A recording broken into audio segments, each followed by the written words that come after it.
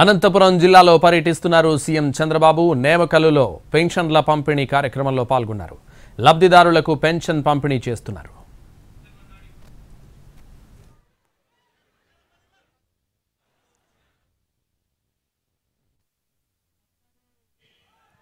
ప్రియతమ నాయకులు మనందరికీ ఆంజనేయ స్వామి అంటే ఎంత భక్తిభావమో మన నాయకుడు నారా చంద్రబాబు నాయుడు గారంటే కూడా అంతే భక్తిభావంతో మనము ఆయన్ను ఆరాధిస్తూ ఉంటాం. అట్లాంటి అధినేత ఈరోజు మన గ్రామానికి ఎవరైనా ముఖ్యమంత్రి హోదాలో నేమకల్లకు వచ్చారా? ఎప్పుడూ రాలేదు. నేమకల్లు గ్రామానికి వచ్చిన మొట్టమొదటి ముఖ్యమంత్రి గారు నారా చంద్రబాబు నాయుడు గారని మీ అందరికీ నేను మనవి చేస్తా ఉన్నా. ఇలాంటి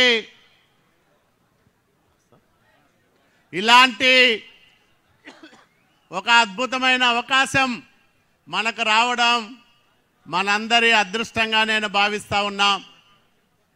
మరి మన నాయకుడు మన దగ్గరికి వచ్చాడు.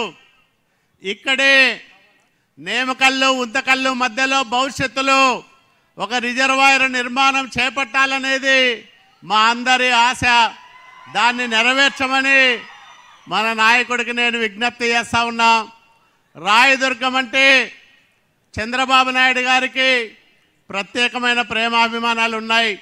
అందుకనే 2014-19 మధ్యకాలంలో ఏ నియోజకవర్గానికి ఇవ్వనంత పెద్ద ఎత్తున 4,500 కోట్ల రూపాయల నిధులిచ్చి మనందరినీ కూడా ఆదుకున్న నాయకుడు మన నాయకుడు నారా చంద్రబాబు నాయుడు గారు. మళ్ళా 5 సంవత్సరాల దుష్టపాలన తర్వాత ఒక మంచి నాయకుడు, దేశం మెచ్చే నాయకుడు ఈ రాష్ట్రానికి ముఖ్యమంత్రి అయ్యారు. కాబట్టి ఆయన నాయకత్వంలో అనంతపురం జిల్లా రాయదుర్గం నియోజకవర్గం బాగుంటాయని బలంగా నమ్ముతా ఉన్నాం. అనంతపురం జిల్లాకు వరప్రసాదం లాంటి మల్యాల నుంచి జీడిపల్లి వరకు హంద్రీనివా తొలి దశ విస్తరణ కార్యక్రమాలను త్వరలోనే చేపట్టడానికి చంద్రబాబు నాయుడు గారు ఇప్పుడే సంసిద్ధులై ఉన్నారనే విషయాన్ని మీ అందరికీ నేను గుర్తు చేస్తూ ఉన్నా. అదే పూర్తయితే అక్కడి నుంచి మనకు భైరవాని తిప్ప ప్రాజెక్టుకు నీళ్ళు వస్తాయి. అట్లాగే ఉరవకొండ, రాయదుర్గం, కళ్యాణదుర్గం నియోజకవర్గాలకు 36A ప్యాకేజీ కింద దాదాపు 64,000 ఎకరాలకు సాగునీరు అందేదానికి అవకాశం వస్తుంది.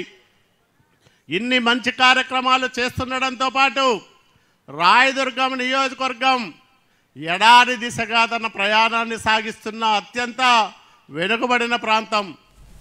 ఇక్కడ ఎడారి నివారణ కోసం